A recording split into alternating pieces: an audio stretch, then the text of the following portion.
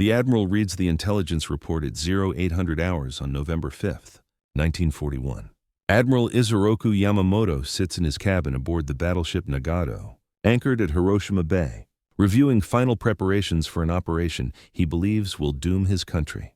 In 1 month, his carefully planned attack on Pearl Harbor will cripple the United States Pacific Fleet, sink or damage 8 battleships, destroy nearly 200 aircraft, and kill over 2,000 Americans.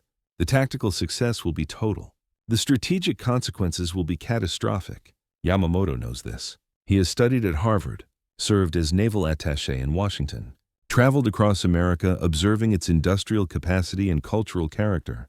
He understands that attacking America is awakening a sleeping giant, that Japan's early victories will be crushed by American production once aroused, and that the war he is planning will end in Japan's destruction. But duty requires him to execute the plan regardless of his certainty that it leads to disaster. In 18 months, he will die when American fighters intercept his transport aircraft over Bougainville, shot down in operation based on decoded intelligence about his inspection tour. The man who planned Pearl Harbor will be killed by the military capability he unleashed through attacking America, demonstrating that sometimes the greatest tragedy is not dying for lost cause, but living long enough to watch your predictions of disaster prove correct while being unable to prevent the catastrophe you warned against and were ordered to execute anyway. Isoroku Yamamoto was born Isoroku Takano in 1884 in Nagaoka, a provincial city in northwestern Japan. The name itself was unusual. Isoroku meant 56, his father's age when he was born. The family was samurai class, though relatively poor, maintaining traditional values of service and duty despite reduced circumstances following the Meiji Restoration that had abolished the feudal system. His father served local government while maintaining samurai traditions at home. Young Isoroku was bright, disciplined, and ambitious. He attended the Imperial Japanese Naval Academy, graduating 7th in his class of 300 in 1904. This placed him among the elite of his generation, marked for command positions if he continued performing well. His timing was fortunate. He graduated just as the Russo-Japanese War began, providing immediate opportunity for combat experience. Yamamoto served aboard the cruiser Nishin during the Battle of Tsushima in May 1905, the decisive naval engagement where Admiral Togo's fleet destroyed the Russian Baltic Fleet. During the battle, an exploding shell wounded Yamamoto, costing him 2 fingers on his left hand and leaving shrapnel wounds across his body. The injuries were badges of honor in the Imperial Navy, proof of combat experience in Japan's greatest naval victory. Post-war, Yamamoto's career advanced through traditional paths: staff assignments, command at sea, promotion to positions of increasing responsibility. In 1916, he was adopted into the Yamamoto family, a common practice in Japan for men without male heirs to perpetuate family names. He took the Yamamoto name and continued his naval service. The critical turning point came in 1919 when Yamamoto was sent to Harvard University to study English and observe American institutions. The assignment was standard for promising officers. Exposure to Western culture and technology would prepare them for future leadership. Yamamoto spent 2 years in Cambridge, Massachusetts, studying, traveling, and absorbing American culture. The experience transformed his worldview. He traveled across the United States, visiting factories, oil fields, and industrial centers. He observed American productive capacity, the scale of industry that dwarfed Japan's limited manufacturing base. He studied American character: pragmatic, innovative, resilient. He attended baseball games, visited movie theaters, and engaged with ordinary Americans. He developed genuine affection for the country and respect for its capabilities. But he also observed American racial attitudes, the discrimination against Asian immigrants, the casual superiority some Americans displayed toward Japanese people. He experienced both welcome and prejudice, understanding that America was a complex society with admirable qualities and troubling flaws. The complete picture shaped his assessment. America was powerful, innovative, and resilient, but also susceptible to initial defeats if attacked decisively before fully mobilized.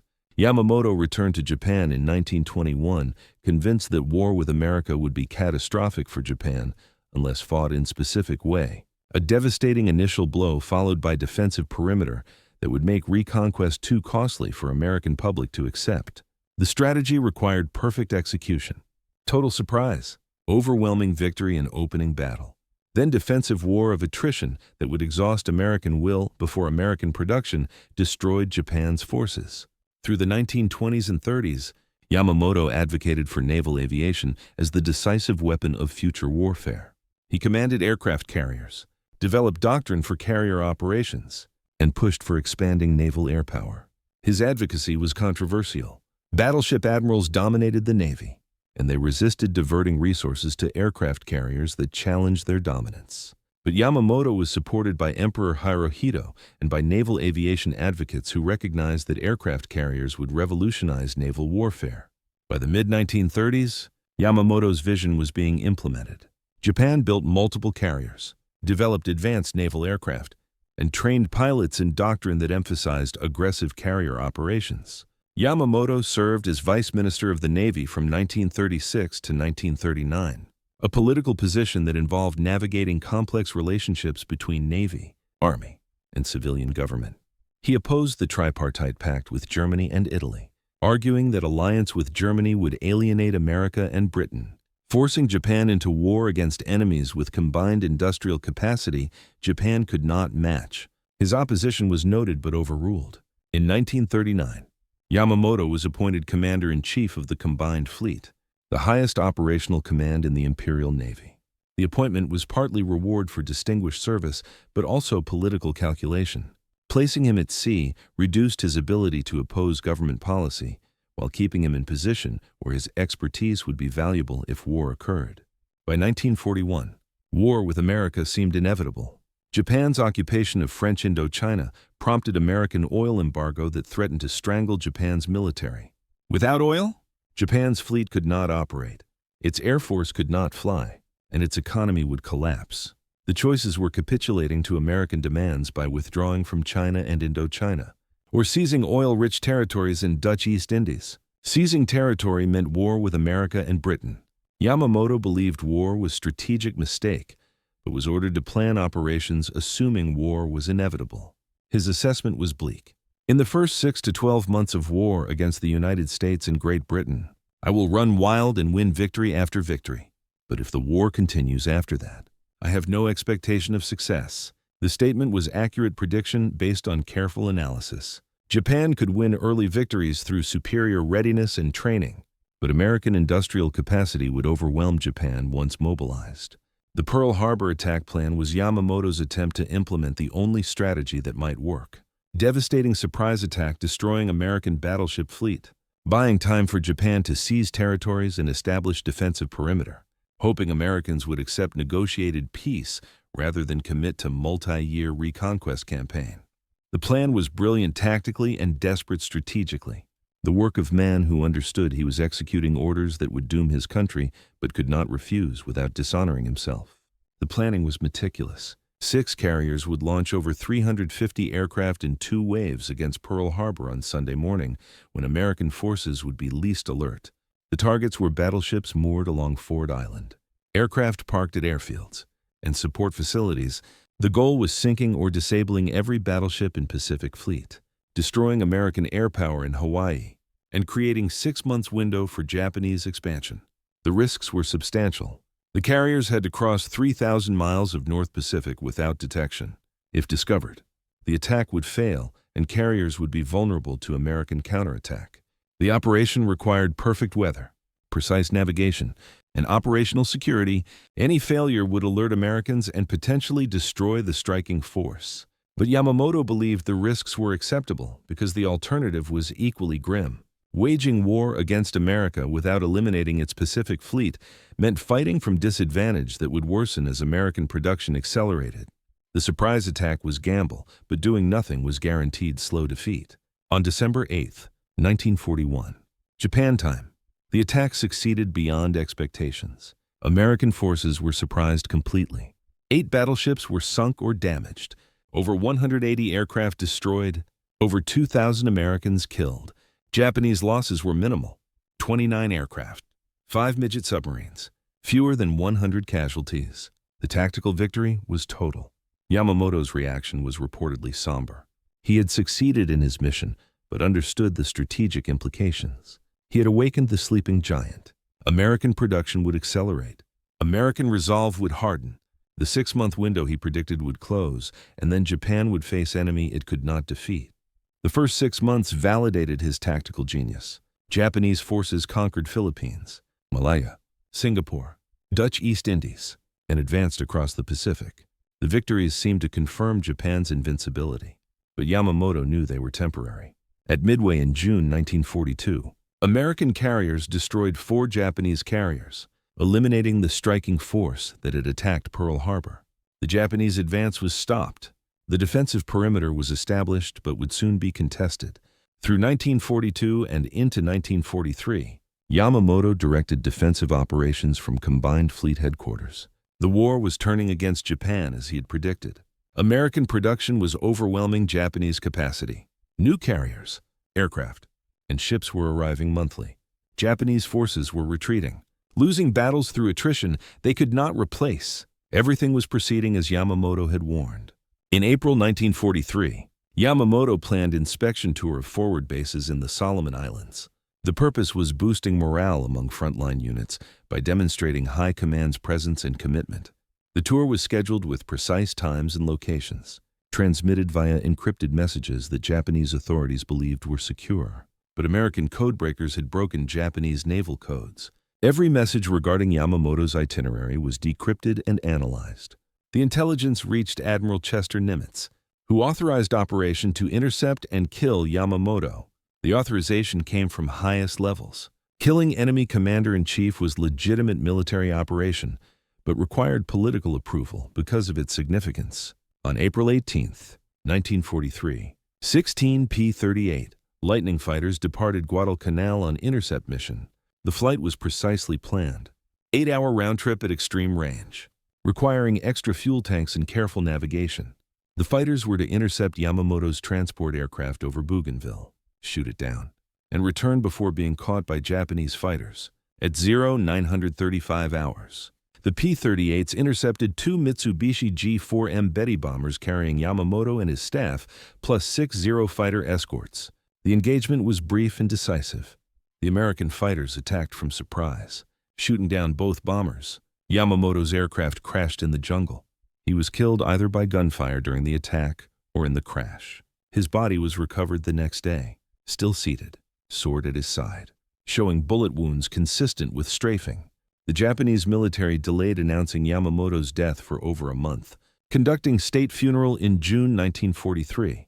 The funeral was elaborate. National mourning, ceremonies across Japan, elevation to fleet admiral posthumously. But the death was a strategic blow beyond the ceremonial loss. Yamamoto was Japan's most capable naval commander. His replacement, Admiral Manechi Koga, lacked his strategic vision and tactical brilliance. The internal conflict Yamamoto experienced throughout his career was documented in letters, diary entries, and accounts from those who knew him. He loved aspects of American culture, baseball, movies, efficiency, pragmatism. He respected American industrial capacity and understood Japanese inferiority in material resources. But he was bound by duty to serve his country regardless of personal beliefs. The conflict between knowledge and obligation defined his career. Several quotations attributed to Yamamoto capture this tension. "I fear all we have done is to awaken a sleeping giant and fill him with a terrible resolve" is likely apocryphal, appearing in films rather than historical records. But the sentiment matches his documented statements about America's capacity for retaliation.